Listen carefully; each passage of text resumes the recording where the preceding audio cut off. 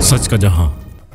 खबर शामिल करते हैं मेलसी से। नुमाइंदा खसूसी मोहम्मद मुख्तार सोलंकी की रिपोर्ट के मुताबिक शहरियों की शिकायत पर कदीमी कब्रिस्तान सर्कुलर रोड वागुजार करवा लिया गया। तफसील के मुताबिक मेलसी शहर की कदीमी कब्रिस्तान सर्कुलर रोड बलमकाबिल अमाम शाह बुखारी को असिस्टेंट कमिश्नर मेलसी खलील अहमद बरियार ने शहरियों की शिकायत पर कब्जा ग्रुप से खाली करवा लिया।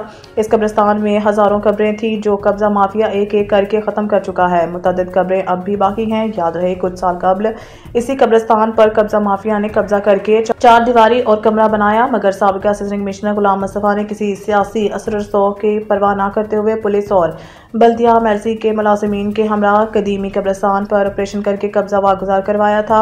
शहरियों ने असिस्टेंट कमिश्नर से दरख्वास्त की है कि कब्रिस्तान की चार दीवारी करवा के कब्रिस्तान का दरवाज़ा और बोर्ड लगाया जाए ताकि दोबारा किसी को कब्जा की जुर्रत ना हो।